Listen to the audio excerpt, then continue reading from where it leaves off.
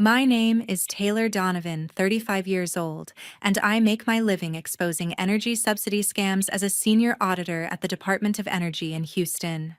But last Thanksgiving, I turned the tables on my own family. Every year, we gathered at the sprawling Donovan Ranch for what felt more like a boardroom showdown than a holiday. I always knew I was the odd one out, but nothing braced me for my sister standing up mid-dinner and sneering. This house doesn't need another cow. The room froze. Forks clattered. My father nodded sharply. My mother dabbed her napkin with that fake composure, and the whole family chimed in. That's right, get out. No debate. No tears. Just the cold snap of a decision already made. They voted me out, cut me from the will, and expected me to slink away like the useless burden I'd always been labeled. I stood, grabbed my bag folder tucked inside, and walked out in silence, the door clicking shut behind me, like a rig slamming down. The next day, my phone rang. It was her voice cracking. Please, Taylor. I need $50,000. They're coming for everything. I paused, then smiled into the empty room. The cow is busy eating BBQ. If you were treated like a stranger by your own family, what would you do? I'm happy to see your answers in the comments section. I didn't argue. I didn't raise my voice. As the words hung in the air, "Get out," I reached into my bag and slid the thick DOE folder across the table toward Mackenzie. It skidded over the white linen, stopping right in front of her plate. "Then you won't need this." Her fingers curled around it, that triumphant smirk still twisting her lips. She flipped it open casually, expecting some desperate plea or family photo album. The gold-embossed DOE seal caught the light from the chandelier. Her eyes widened at the first page, shell companies layered in the Cayman's fake drilling logs, bloated with non-existent wells, cattle reports doctored to funnel subsidies through phantom herds. $38 million, she muttered, the number tumbling out like a bad lease agreement. Chaos hit like a rig blowout. Documents fanned across the table, gravy splashing onto wire transfer records timed to slip under DOE reporting windows. William lunged his chair, scraping tile, snatching pages, while his face turned the color of crude oil sludge. "This is energy sector complexity you couldn't fathom," he snapped, crumpling a sheet. "Standard tax strategies ripped out of context for your witch hunt." Joseph bolted up his napkin, fluttering to the floor, knuckles white on the table edge. "You assured me clean channels, Mackenzie, no federal heat on the subsidies?" He jabbed at the offshore flowchart's, veins bulging in his neck. Sharon gasped, hand flying to her throat, her wine glass wobbling. "The co-op luncheons, the Permian fundraisers, all ruined. We'll be pariahs in Houston circles." Her gaze flicked to the silverware, as if it could shield her from the fallout. I leaned back, pulse steady amid the frenzy. 8 years building fake wells and inflating cattle counts to siphon those subsidies. Structures to obscure ownership transfers hitting just before audits closed. It's textbook federal fraud, 5 to 25 years each, count rigs, impounded herds dispersed at auction. Donovan oil won't symbolize Texas black gold anymore. It'll stand for scams that choked out honest drillers scraping by. Mackenzie's hands trembled, the folder slipping from her grip. Black streaks of mascara carved paths down her cheeks. "You're my sister, Taylor. How can you butcher your own blood like this? Jealous from day one, now you drive the stake in." I held her stare, the one that had dismissed my straight A's as boring. "Sister, you just called me the cow and shoved me out the barn door. This isn't revenge, it's the audit closing the books." William slammed a fist down, silverware rattling. "We negotiate, Taylor. Apology inheritance restored a fat settlement. What's the play here?" "No play, father. These schemes robbed real operators, widows on ranches, kids funding college off subsidies. Self-report in 48 hours. It softens the blow. Otherwise, the feds kick in the door uninvited." That demand echoed one from long before, a cutoff that had simmered in my veins like unrefined crude. It wasn't rage exploding in the moment. It was the slow drill of a grudge bored deep into the Houston soil of my childhood, waiting for the right pressure to blow.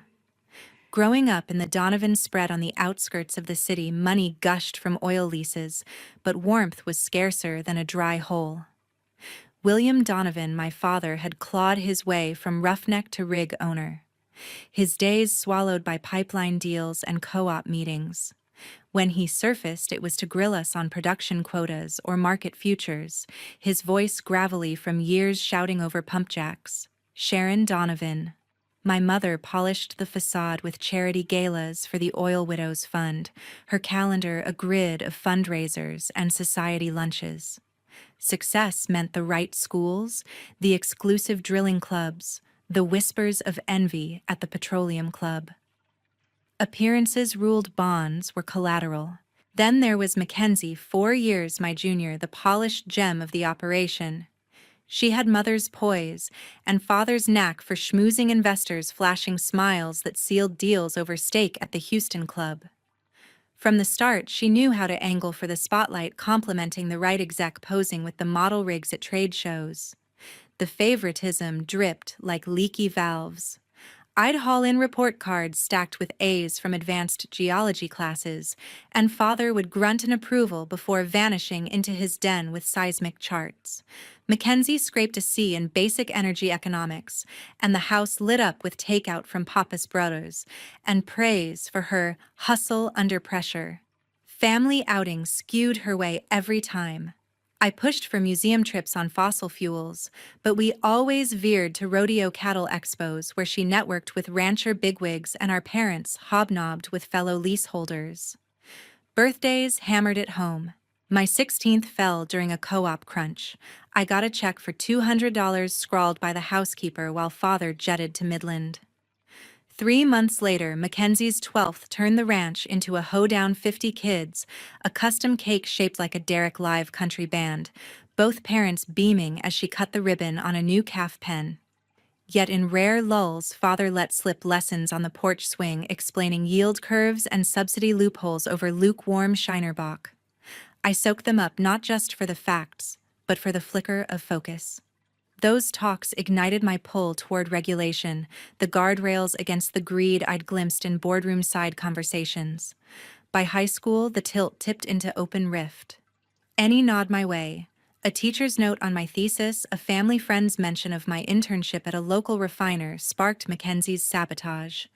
She'd feign a headache demanding attention, or drop a snide aside about my bookish oil dreams. My choice of Texas A&M's public program over the elite private oil university shattered the fragile truce. No daughter of mine wastes on a state school, father declared over dinner fork stabbing his steak. The networks at Rice or UT Dallas are worth more than your stubborn path. Think of the optics for the co-op crowd. Mother chimed in, eyes on her reflection in the wine glass. We can't explain another Donovan going public people talk. I stood firm, citing the program's edge on subsidy forensics. Father's ultimatum landed like a cap on a well. Pick that route and you're on your own. No tuition, no trust fund. He meant it. Mother spun a yarn for the social set about my independent streak. Mackenzie hovered in the background, smirking to her friends loud enough for me to catch. Taylor's always bucking the herd. The last pre-college Thanksgiving turned battlefield. Relatives probed my plans. Father deflected with vague family decisions, then steered talk to rig yields. When I tried clarifying, mother accidentally tipped her glass red wine, pooling like spilled crude, drowning my words. That night, as guests filed out, the verdict sealed. Independence meant exile. Mackenzie lingered, arms folded, that same smirk playing. I packed for A&M the next fall, resolve my only fuel. The Donovan fortune wouldn't chain me, but their chill wouldn't cap my rise either. I'd drill my own strike. That ultimatum ignited the long fuse, turning independence into a calculated grindstone. Leaving the ranch felt like capping my own well, but I drove my beat-up Ford toward College Station with nothing but a duffel and a scholarship packet. Texas A&M loomed ahead, its public grit a far cry from the gilded pipelines father chased. The first year tested every seam. My dorm room smelled of instant ramen and shared showers, the space tighter than a casing pipe. Tuition ate half my loan, so I juggled shifts at a campus diner, slinging burgers to roughnecks and co-eds. Nights blurred into filing at a small energy consultancy downtown, alphabetizing lease agreements while absorbing the jargon of federal grants. Groceries stretched thin. I'd skip meals to cover bus fares, my stomach nodding like a faulty valve. Classmates griped about midterms while I memorized subsidy regs between grease shifts. GPA held at 3.9, forged in the fire of those double loads. Sleep averaged 4 hours. Social invites declined with polite texts. Every grade, every tip jar coin pushed me closer to severance from their shadow. When peers vented about coursework, I bit back the truth they weren't cross-referencing cattle counts with drilling yields at midnight. Junior year sharpened the edge. A paper on energy subsidy loopholes caught Professor Elena Reyes's eye during office hours. She peered over her glasses, steam rising from her perpetual coffee mug. You dissect these regs like you've lived the lease life. Most kids parrot textbooks. You spot the cracks. Elena became the compass I lacked. She vetted my grad apps, connected me to DOE contacts, and grilled my internship pitches until they gleamed. In her cluttered office stacked with EIA reports and faded Permian maps, I tasted validation, mind-respected choices unchallenged. Her nod on my subsidy fraud analysis sealed a summer slot at a Houston firm specializing in federal audits. The gig demanded 80-hour weeks poring over lease docs till dawn. I thrived spotting a mismatched transfer in a routine review that unraveled a minor kickback scheme. Partners noticed. Post-grad honors landed me a junior auditor spot at DOE's regional office. By 28, I led cases on inflated production claims, my name circulating in energy circles for precision strikes. The path crossed romance briefly. Nathan Hale, a fellow auditor with easy grins, and shared late nights lasted 18 months. We bonded over case files and takeout pho, his ambition mirroring mine. But one evening, amid scattered spreadsheets, he set down his chopsticks. We're drilling success, but what's our joint venture career? Or us? The echo hit hard, father's fork on the plate years back. I chose the files. I can't cap this now. He left with a nod, the door latching softly. With my first bonus, I bought a one-bed condo in Midtown, its balcony overlooking the skyline's glow. No more shared walls or eviction fears. It stood for unrevocable ground. Furnishings came sparse, functional desk leather chair for all-nighters. Calls home dwindled to obligatory holidays. Mother filled the airtime with Mackenzie's triumphs, her wedding to Joseph Ellis, a slick lease broker from Old Money, the couple's yacht christening in Galveston. Father pulled her into Donovan oil vague talk of international ventures and booming yields. While I audited cheats, they touted creative structuring at co-op brags. The chasm widened my integrity versus their gloss.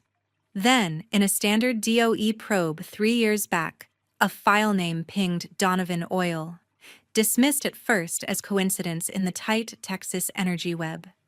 But digging revealed patterns, shell entities, masking ownership transfers, syncing with grant cycles, cattle logs padding the fraud. Father's scrawl on a key memo, Mackenzie's initials beside it. The lessons from porch swings now decoded their playbook. I segregated the work logging hours off the clock walls, papering with flowcharts. Consulted a colleague anonymously. Those setups scream enforcement priority prison terms if pursued. Nights blurred into anxiety spikes, but the fuse burned steady. This wasn't accident. It was the gusher I'd primed since that dinner ultimatum. By fall of that year, the invitation arrived, crisp envelope bearing the ranch's embossed seal. I accepted not for turkey or truce, but to slip in like a seismic probe mapping the fractures before the quake. The drive from Midtown took 90 minutes, Houston's skyline shrinking in the rearview as suburbs gave way to the Donovan spread. Heat shimmered off the asphalt mirage like mirroring the illusions I'd soon shatter. My Chevy blended with the traffic of pickups hauling gear, but inside the folder rode shotgun, its weight a silent partner. Pulling up the gravel drive, new F-350s gleamed in the circular lot, their chrome flashing like fresh leases. The ranch house sprawled under live oaks additions jutting where subsidies had flowed unchecked. I killed the engine, straightened my simple blouse, practical for audits, not galas, and stepped out air thick with mesquite smoke from the pit. Sharon swung the door wide before my knock, her smile tightening into appraisal. "Taylor, right on time. You look rested. That Houston grind suits you less than the tan lines from our last family cruise." No embrace, just the scan from hair to shoes, her earrings catching the porch light. Mackenzie descended the staircase next heels, clicking like Derek Hammer's Joseph, trailing with a forced grin. She air-kissed my cheeks, perfume sharp as refinery fumes. "Fancy seeing you here. Bet on whether you'd bail for a deadline. Love the outfit, auditor chic, or are you still playing cowgirl in the fields?" Joseph nodded, stiffly, eyes darting to his phone. "Good drive up?" His tone flat, like he knew the air hummed with unspoken leaks. Guests trickled in over the hour, the extended clan assembling like a co-op quorum. Uncle Thomas and Aunt Catherine arrived first, his laugh booming over a six-pack, hers sharp-eyed behind designer shades. Their son Gregory brought his wife, all polished ease from never sweating payroll. Mother's sister, Aunt Patricia, breezed in with her husband, beelining for Mackenzie and Joseph to gush about a shared Gulf charter. No one looped me into the itinerary. I was the side plot, the dry lease no one bid on. Under the pleasantries pulsed a current, conversations dipping when I neared, glances sliding away. Father emerged last from his study suit, crisp but jaw clenched, steering Joseph toward the den with a hand on his shoulder. "Quick word on those grant filings before we eat." Their murmurs carried snippets. Audit window to cattle patting, confirming the probe had them jittery. I circulated like a ghost in the machine piecing fragments. Gregory boasted a new lease in the Eagle Ford, dodging his actual role. Aunt Patricia fretted over scrutiny on family ventures. Her voice dropping, Joseph checked his watch repeatedly, sweat beading despite the AC hum. The real gem came from Destiny, Aunt Catherine's daughter, pulling me aside near the bar cart stocked with top-shelf bourbon. She leaned in, breath minty from gum. "Saw your piece on subsidy forensics in the Energy Journal, sharp work. But watch the Donovan logs. Those cattle numbers look inflated against the drilling yields. Smells off." Her words landed like a pressure test, validating the threads I'd pulled. She worked environmental compliance for a rival firm, her ethics a quiet rebellion in our branch. I filed it away, pulse quickening under the calm. Afternoon dragged with forced cheer staff shuttling platters of brisket and pecan pie. Sharon fussed over seating charts, swapping cards twice for balance. Mackenzie fielded calls in side rooms, voice low and urgent. Father and Joseph resurfaced, tension etched in Father's furrowed brow. I noted the new wings gleam funded by those very grants, the backyard rigs humming faintly. Every laugh masked a tremor, every toast hid the cracks.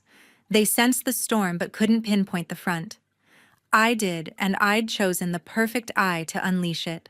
The dinner bell tolled from the hall, a brass chime cutting through the murmur like a casing knife. We filed into the formal dining room, the long oak table groaning under crystal and silver centerpiece, a tower of fall fruits flanked by oil lamps flickering like gas flares. My place card sat at the far end, wedged between Gregory's spouse and Aunt Patricia's husband, distant from Father's head position. He rose, crystal tumbler raised, the room hushing. To Donovan, resilience in lean markets, we double down on our core. Clinks rippled, but his eyes skipped mine, landing on Mackenzie with a nod that spoke volumes. Plates circulated, brisket steaming, cornbread golden. Mackenzie dominated, the chatter fork poised over her untouched serving. The co-op just named me vice chair for the spring mixer, expecting $3 million in pledges. Governor's office RSVP'd tentative. She sipped her Merlot, gaze sweeping for applause. Joseph chimed in, loosening his tie.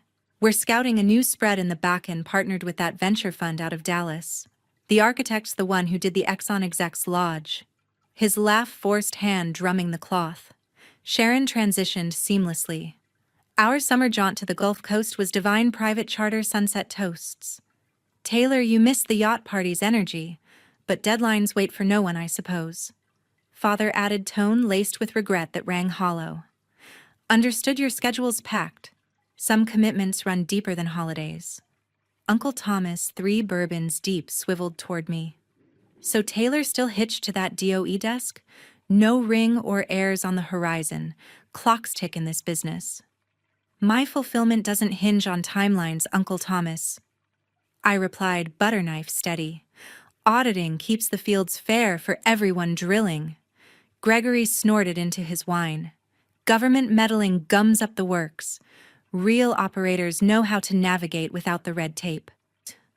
Sharon interjected smoothly. Taylor's always charted her course. Priorities differ, that's all. Her inflection painted it as deficiency, not choice. The mains cleared coffee poured black as Texas tea. Father cleared his throat, the signal everyone awaited. He exchanged a loaded look with Sharon. Mackenzie set her napkin down, precisely rising with the poise of a closing pitch. Before dessert, a family pivot, she announced, voice honeyed over steel. Donovan legacy demands alignment, loyalty, vision, mutual stake. Last night's caucus weighed long-standing drifts. The call was unanimous. Her eyes locked on mine, the smirk sharpening. Taylor, you've chased your audits over our bonds, bucked our plays, ignored the wisdom. The decision stands, you're no longer in the fold. Murmurs rippled nods from Father and Sharon Gregory's thumbs up. Aunt Patricia studied her plate. Uncle Thomas shifted uncomfortably. This house doesn't need another cow. Mackenzie sneered, the barb landing amid the cutlery clatter. That's right, get out. Father echoed flat as a dry test. I let the silence stretch, then slid the folder forward. It glided smooth, seal winking. Mackenzie snatched it, confidence cracking in 3 heartbeats. Confusion to horror. Pages spilled, incorporation docs for ghost entities, transfer ledgers dodging thresholds, Mackenzie's signature flanking Father's on padded cattle yields, William's color drained to ash. Misconstrued maneuvers, legit structuring. Joseph shoved back, chair toppling. You vouched for airtight Mackenzie. Sharon clutched her pearls. The galas, the charter's social exile. I rose, slow voice level as a level line. 8 years falsifying wells and herds for those subsidies. Ownership veiled reports timed to evade. Penalties mean 5 to 25 years. Federal time assets seized. Donovan synonymous with fraud-starving legit operators. Mackenzie's composure shattered. Jealous cow, your whole life now you slaughter us for spite. Spite, you branded me the cow and barred the gate. This closes the audit. Father leaned forward, desperation cracking. Terms, Taylor apology stake reinstated. Your ask. No ask, Father. Crimes hurt real folks, retirees on fixed leases, families on grant fumes. 48 hours to disclose voluntary. Mitigates the hammer. Or agents arrive with warrants. The room fractured. Then accusations flying like stray sparks. I gathered my bag, leaving the chaos to burn itself out. The November air hit sharp as I stepped onto the porch, the ranch's glow dimming behind me. My Chevy roared to life, Houston's skyline, a distant promise. No regrets lingered, just the clean cut of a ledger balanced. 2 months later, my phone buzzed in the condo's quiet. Mackenzie's voice broke through, raw and desperate. Please, Taylor, I need $50,000. They're going to take me. Her sobs echoed the dining room's clatter, but now stripped of power. I leaned back, coffee mug warm in my hand. The cow is busy eating BBQ. The line landed with a finality she'd never outrun. The fallout came swift. Federal agents raided Donovan Oil by January, headlines screaming, Texas oil empire crumbles in subsidy fraud. William took a plea, 8 years in federal lockup, his legacy reduced to auctioned rigs. Mackenzie followed 5 years for signing off on the padded cattle counts. $38 million in penalties gutted the ranch herd, sold leases, foreclosed the co-op's doors, slamming shut on their names. Sharon dodged charges by spilling details her cooperation a cold trade for freedom. She filed for divorce, retreating to a modest condo shunned by the gala circuit she'd ruled. Joseph, through his lawyer, begged my advice on dodging liability. I declined. His investments tanked. He cut ties with Mackenzie to save his own skin. I recused myself from the case, documenting every step with DOE Ethics Counsel to shield my career. My reputation held clients valued the spine it took to topple my own blood. No therapy softened the edges. No new Thanksgiving table warmed my condo. Solitude suited me. 17 years since that ultimatum, I stood unbowed. The Donovan name, once a gusher, now meant fraud that bled dry, honest roughnecks. In Texas, subsidies prop up families, not fakes. Justice wasn't sweet, it was necessary, a stake through the heart of their betrayal. Family isn't blood, it's the worth you carve when they brand you the cow.